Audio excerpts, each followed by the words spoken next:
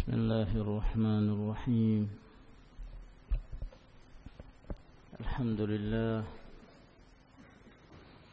حمدا كثيرا طيبا مباركا فيه كما يحب ربنا ويرضاه، وأشهد أن لا إله إلا الله وحده لا شريك له،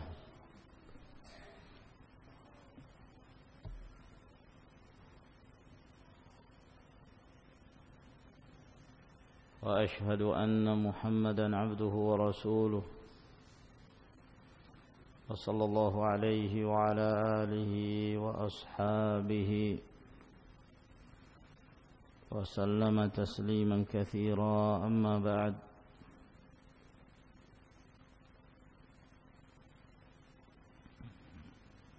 أيها الإخوة في الله، kita lanjutkan membaca kitab kecil yang menjelaskan tentang 10 wasiat untuk menguatkan hafalan bagi seorang talibul ilm.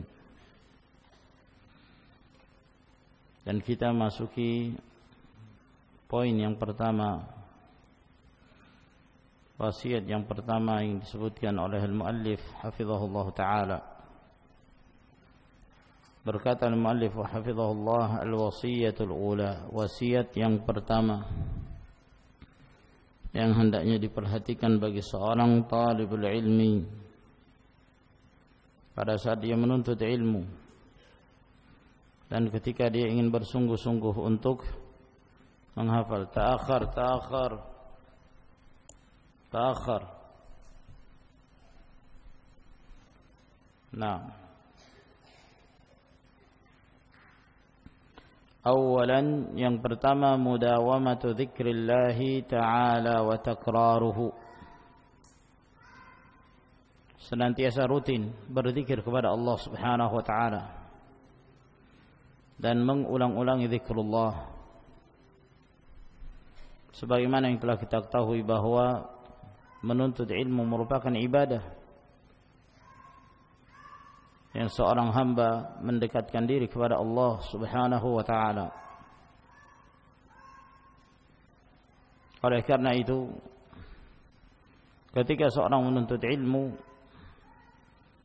maka hendaknya dia senantiasa menjaga hubungannya dengan Allah, senantiasa menggantungkan hatinya kepada Allah Subhanahu wa ta'ala. Dan di antara cara untuk mengikat hati seorang talibul ilm dengan Allah Jalla wa Ala adalah dengan zikrullah, berzikir kepada Allah Subhanahu wa ta'ala, senantiasa mengingat Allah Subhanahu wa ta'ala. Maka berzikir kepada Allah Subhanahu wa ta'ala ini akan memberikan pengaruh yang sangat besar bagi seorang penuntut ilmu, dan dia akan mendapatkan banyak fawaid dan meraih keberhasilan dalam talabul ilm. Sebab dengan berzikir kepada Allah Subhanahu wa ta'ala akan menenangkan hatinya sehingga dapat menimbulkan konsentrasi terhadap pelajaran yang dia pelajari. Allah Jalla wa Ala berfirman, ala bidzikrillahi tatma'innul qulub.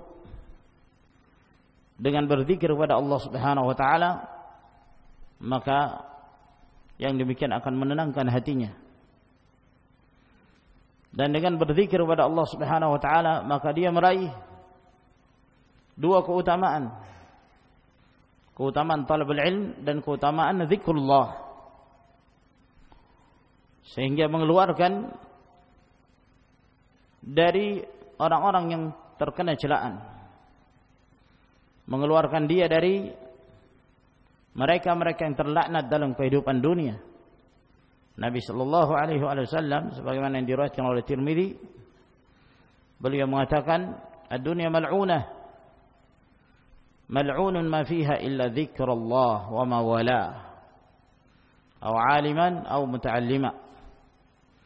Dunia ini terlaknat, dan terlaknat setiap apa yang ada di dalamnya kecuali berzikir kepada Allah Subhanahu wa ta'ala. dan segala sesuatu yang merupakan bentuk ketakwaan seorang hamba kepada Rabb-Nya, ataukah seorang alim dan seorang yang belajar. Maka dengan berzikir kepada Allah Subhanahu wa taala, maka dia akan meraih keridhaan Allah Subhanahu wa taala. Dan dengan berzikir kepada Allah Subhanahu wa taala akan mencegah dia dari melakukan perbuatan-perbuatan yang duduk. Dari melakukan perbuatan yang dapat menyebabkan dia lalai dari talabul ilm. Ketika dia senantiasa berzikir kepada Allah Subhanahu wa taala, maka itu akan mengantarkan dirinya kepada khasyatullah, rasa takutnya kepada Allah Subhanahu wa taala, sehingga dia meninggalkan perbuatan-perbuatan yang tidak bermanfaat, meninggalkan majelis-majelis yang melalaikan dan tidak menjatuhkan dia dalam kemaksiatan pada Allah Jalla wa Ala. Maka oleh karena itu beliau menjadikan ini sebagai wasiat yang pertama, mudawamatu dzikrillah, menjadikan zikrullah sebagai rutinitas keseharian setiap saat. Naam, dengan menggantungkan hati seorang kepada Rabb-Nya dengan cara-cara yang syar'i. Dengan cara-cara yang syar'i. Kenapa kita mengatakan dengan cara-cara yang syar'i? Sebab terkadang di antara mereka, di antara kaum muslimin ada yang ingin menjaga zikirnya tapi dengan cara yang tidak syar'i. Seperti menetapkan bilangan tertentu yang tidak ditetapkan oleh Rasulullah sallallahu alaihi wasallam jumlah zikir tersebut. Sebagian mereka ada yang merutinkan zikrullah setiap hari, mengucapkan la ilaha illallah 100.000 kali, lalu menganggap dan meyakini ada keutamaan tertentu, maka 100.000 kali.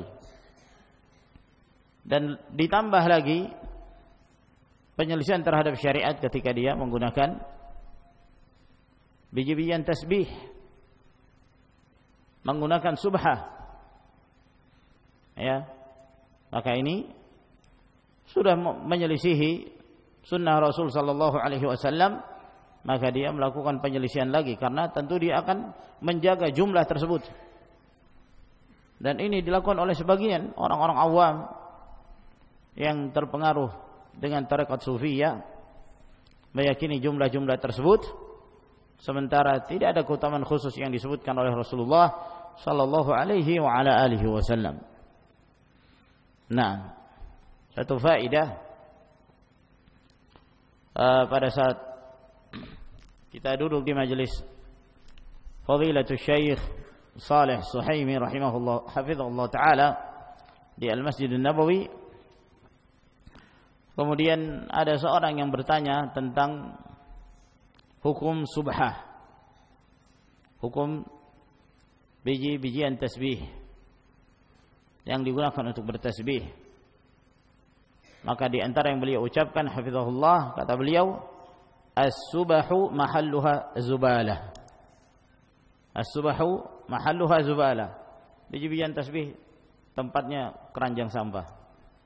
Nah, dalam artian ini bukan sesuatu yang disyariatkan, yang sahih, yang dari sunnah Nabi sallallahu alaihi wasallam, yang disebutkan dalam riwayat-riwayat yang sahih dalam berzikir dengan menggunakan jari. Dan itulah yang diamalkan oleh Rasulullah sallallahu alaihi wasallam. Ada riwayat-riwayat yang menunjukkan secara zahir diperbolehkannya menggunakan biji-bijian tasbih, akan tapi riwayat tersebut tidak terlepas dari pembicaraan para ulama, disebabkan karena kelemahan yang terdapat dalam riwayatnya.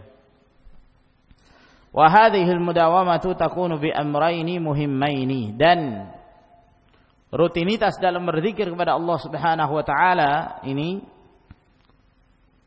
dengan melakukan dua hal yang penting. Yani di sini beliau hendak menjelaskan bagaimana cara seorang talibul ilm agar senantiasa berzikir kepada Allah Subhanahu wa taala. Kata beliau, perhatikan dua perkara yang penting yang hendaknya diamalkan dan dijalani oleh seorang talibul ilm. Ya, al-awwalu, yang pertama, bidawami tajdidin niyyah, dengan senantiasa memperbaharui niat, yakni memelihara niat agar senantiasa ikhlas. Wa tahqiqil ikhlasi lillahi ta'ala fi tawajjuhika wa qasdika, dan senantiasa mewujudkan keikhlasan dalam beramal, dalam beribadah hanya untuk Allah Subhanahu wa taala, pada tujuan kamu pada saat engkau beribadah kepada Allah Subhanahu wa taala. Sebab niat ini sangat cepat berubah. Kadang-kadang ketika kita memulai mengamalkan suatu amalan, kita ikhlas dalam beribadah kepada Allah Subhanahu wa taala. Namun di pertengahan maka syaitan datang. Lalu kemudian meniupkan waswasah dan berusaha untuk menggoda manusia tersebut agar kemudian dia riya ketika beramal, agar dia ketika mengamalkan suatu amalan, dia mengamalkannya agar dilihat oleh orang lain ataukah didengarkan oleh orang lain, sehingga menimbulkan sifat kibir pada dirinya. Dan ini sering sekali dan sangat sulit bagi seorang untuk bisa terlepas dari hal-hal yang seperti ini. Oleh karena itu di antara doa Rasulullah sallallahu alaihi wasallam, "Taib Abu Ishaq, mungkin ta'khudh Muawiyah fil kharij, ta'khudhuhu ila al-majlis." Jazakallah khair. Naam. Di antara doa yang sering diucapkan oleh Nabi sallallahu alaihi wasallam, "Ya muqallibal qulub, tsabbit qalbi ala dinik." Ya Allah yang membolak-balikkan hati, kokohkan hatiku di atas agamamu. Kokohkan hatiku di atas keikhlasan dalam beribadah kepadamu. Kalau ini yang sering diucapkan oleh Nabi sallallahu alaihi wasallam, maka tentu kita lebih butuh lagi untuk senantiasa memohon kepada Allah Subhanahu wa taala sambil kita berusaha terus menjaga niat kita dalam setiap amalan. Pada saat kita menuntut ilmu, hendaklah kita selalu memperbarui niat. Apa tujuan kita menuntut ilmu? Tujuan apa kita belajar? Tujuan apa kita duduk di majelis ilmu? Tujuan apa kita meninggalkan segala kesibukan? Untuk apa? Untuk duduk di ma'had, untuk duduk darul hadis, untuk mendalami agama Allah Subhanahu wa taala. Apa tujuan kita? Apakah tujuan kita untuk kemudian nanti akan tersohor menjadi seorang masyhur? Ataukah tujuannya untuk mendapatkan dunia atau yang semisalnya? Segera kita senantiasa memperbaharui niat kita agar kemudian kita senantiasa ikhlas dalam menuntut ilmu, dalam beribadah kepada Allah Subhanahu wa taala. Kullama hasunat minka an-niyyah, kullama zada 'aunullah taala laka.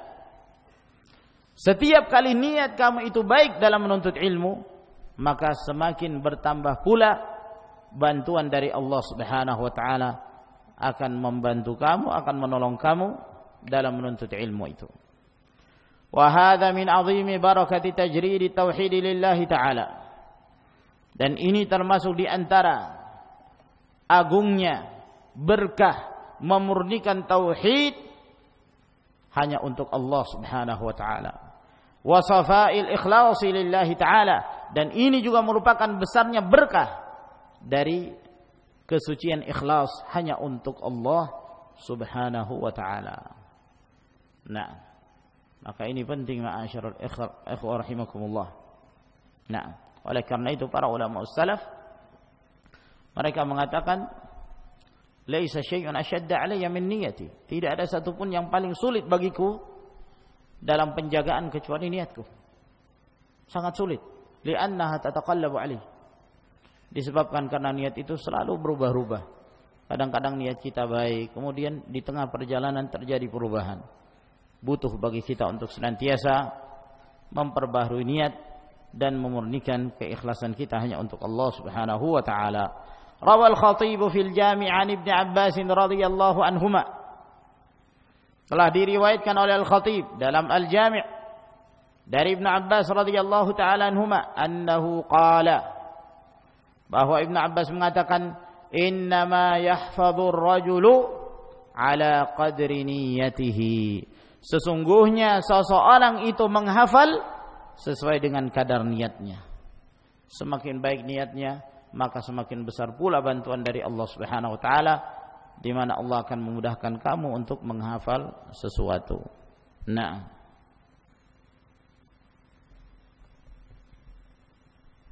perkataan siapa ya akhi?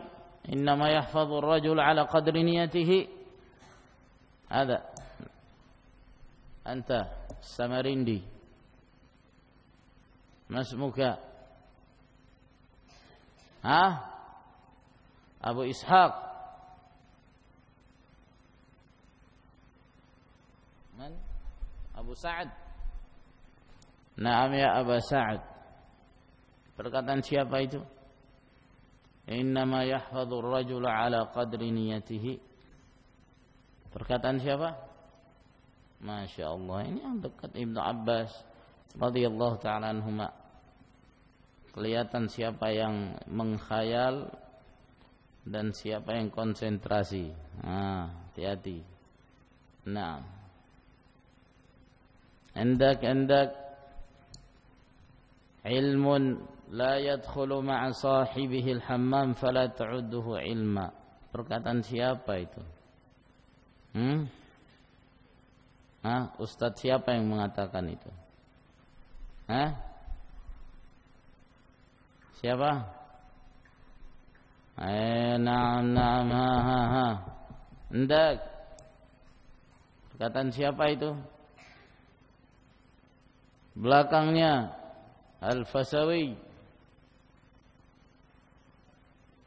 Abdul Razak As-San'ani. Naam. Laisa bi'ilmin ma hawal qimatru. Hafal enggak? Hafal syairnya?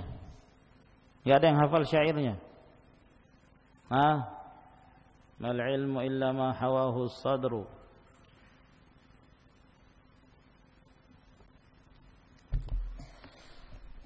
Perkataan siapa? Innama yahfadhur rajulu ala qadri niyatihi. Ibnu Abbas. Naam, la bas. Seseorang menghafal sesuai dengan kadar niatnya. Maka ini menunjukkan ya ikhwan, sesuatu yang akan membantu kita. Jaga niat kita. Jaga tauhid, jaga keikhlasan kita dalam beribadah kepada Allah Subhanahu wa taala. Wal kalamu an ahammiyatil ikhlas wa fadlihi wa thamaratihi atul. Berbicara tentang pentingnya ikhlas, keutamaan ikhlas dan buah dari keikhlasan itu sangat panjang. Namun yang terpenting di sini ma'asyar ikhwah rahimakumullah, bukan hanya sekedar mengetahui secara teori. Yang dipentingkan di sini adalah amalan. Jaga niat kita, pelihara hati kita agar kemudian hati kita tetap ikhlas. Mulai dari semenjak kita menduduki ma'had untuk belajar sampai kemudian kita diberikan kemampuan oleh Allah Subhanahu wa taala dari ilmu yang bermanfaat. Nah, kadang-kadang ya ikhwan sebagian subhanallah hilang keikhlasan. Tujuannya untuk mendapatkan sesuatu dari dunia. Dan orang-orang yang seperti ini akan gagal di dalam ilmu yang akan diraihnya. Kalaupun dia mendapatkan ilmu itu akan menjadi wabal alaih. Akan membinasakannya. Akan mencelakakannya waliyadzubillah. Al-muhafazatu 'ala an-niyyah. Maka memelihara niat ini adalah perkara yang harus diperhatikan oleh setiap talibul ilmi. Nah, lalu apakah termasuk di antara perkara yang merusak niat seseorang menuntut ilmu dengan tujuan mendapatkan syahadah, mendapatkan ijazah atau mendapatkan titel, gelar. Seorang pengennya masuk jamiah Islamiyah misalnya. Nah, gak pengen ke Yaman. Kenapa? Kalau di Yaman tidak ada gelar, berangkat dan pulang sama saja, tidak ada LC-nya. Nah, tapi kalau ke jamiah Islamiyah dapat LC misalnya. lalu bisa melanjutkan dapat MA, S2, nanti setelah itu dapat doktor, pulang sudah bermanfaat. Apakah yang demikian merusak keikhlasan? Ya, tentu dalam permasalahannya ada tafsil, dirinci. Nah, tidak selalu seorang yang menuntut ilmu dengan tujuan mendapatkan gelar akan merusak keikhlasan seorang. Namun hal ini berbeda keadaannya. Sebab terkadang ada sebagian tingkatan dari manusia, mereka tidak menerima dan tidak mendengarkan ilmu yang disampaikan oleh seorang kecuali apabila orang itu punya bukti bahwa dia telah menuntut ilmu, ya, yang bisa dipertanggungjawabkan, gelar atau yang semisalnya. Sehingga kadang-kadang hal yang demikian bermanfaat. Namun jangan dijadikan itu sebagai tujuan. Ya. Barang siapa yang menuntut ilmu dan menjadikan gelar-gelar tersebut sebagai tujuannya, maka ini akan merusak niatnya.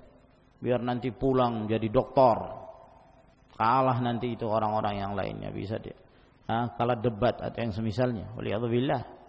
Nah, tapi kalau tujuannya nanti akan beri manfaat kepada kaum muslimin,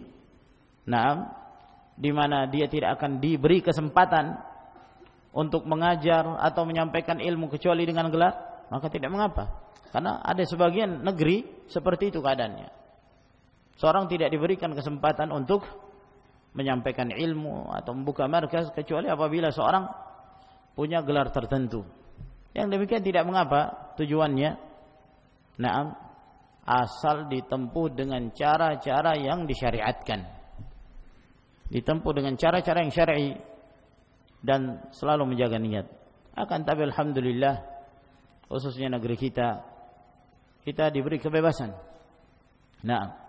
Seorang tidak punya gelar bisa menyampaikan ilmu. Yang penting pertanggungjawaban kita di hadapan Allah Subhanahu wa taala. Pertanggungjawaban kita di hadapan Allah Jalla wa ala. Wala taqfu ma laysa laka bi ilm. Jangan engkau mengikuti sesuatu yang kamu tidak punya ilmu tentangnya. Alhamdulillah, demikian banyak dari ikhwan mereka belajar di negeri Yaman, mereka pulang tanpa ijazah. Allah Subhanahu wa taala memberikan kebaikan yang banyak dalam dakwahnya. Walhamdulillahi rabbil alamin. Ya, oleh karena itu hal yang seperti ini patut kita syukuri. Seperti halnya negeri Yaman, alhamdulillah mereka para ulama tidak punya ijazah. Murid-murid para ulama, para masyayikh yang mereka dikenal sebagai para mustafidin, ya, para mustafid yang mereka telah mengambil sekian banyak faedah dari para ulama, mereka tidak punya ijazah, akan tapi memberikan manfaat yang banyak kepada kaum muslimin dan memberikan kebaikan kepada masyarakatnya. Salah seorang di antara murid Syekh Muqbil rahimahullah taala, sekarang beliau di Adan, Al-Akh Syekh Yasin, ya, beliau Allah Subhanahu wa taala berikan kebaikan yang banyak, khususnya dalam ilmu akidah. Dalam ilmu akidah beliau mentahqiq kitab Ibn Abil Izz yang berjudul Syarh At-Tahawiyah. Beliau mentahqiq. Beliau tidak punya gelar. Beliau hanya belajar di Syekh Muqbil dan beberapa ulama yang lainnya dan mengambil faedah dari mereka. Dan Allah Subhanahu wa taala memberikan kebaikan yang banyak kepada beliau. Hafizahullah. Beliau mentahqiq dan tahqiq beliau ini menjadi rujukan. Ya. Bahkan seorang doktor, kalau enggak salah namanya Abdurrahman Al-Khamis atau Al-Khumayis di As-Saudiyah, dia memberikan komentar terhadap tahqiqatnya ini, bahwa tahqiq yang ditahqiq oleh beliau Yasin merupakan tahqiq yang paling bagus, dan bahkan saya mengambil faedah darinya. Seorang doktor, yang mengetahui, ya, keadaan sekian banyak cetakan-cetakan Syarah At-Tahawiyah dengan tahqiq yang sama sekali kadang-kadang tidak mencapai maksud yang diinginkan. ketika beliau membaca tahqiq dari Al-Akh Yasin, maka dia menyaksikan bahwa ini adalah tahqiq yang bagus sekali, dan beliau pun mengambil faedah. Maka ini ma'asyiral ikhwah rahimakumullah, inti dari permasalahan ini adalah ikhlas. Barang siapa yang ikhlas, maka dia akan mendapatkan keberhasilan dunia atau di akhirat. Wa jumlatul qawli anna al-khalasa fil ikhlas. Kesimpulan dari apa yang kita sebutkan, bahwa jalan keluar dari segala sesuatu adalah ikhlas. Jalan keluar untuk mendapatkan keselamatan, untuk mendapatkan keberhasilan, kesuksesan dalam talabul ilm, jawabannya adalah ikhlas. Wa kama qila lil mura'i, nah, wa kama qila qulu lil mura'i la tat'ab, sebagaimana yang dikatakan, katakanlah kepada orang-orang yang riya ketika beramal, jangan kamu melelahkan diri kamu. Enggak usah kamu melelahkan diri, enggak usah kamu berletih-letih diri. Karena apa yang kamu kerjakan tidak akan bermanfaat selama kamu mengamalkan suatu karena riya. Fa idza hurima talibul ilmi minal ikhlas fakadduhu wa ta'abuhu wa hifdhuhu wa rihlatuhu wa jam'uhu ta'abun wa nasabun aqimun la ajra fihi wa la thawab.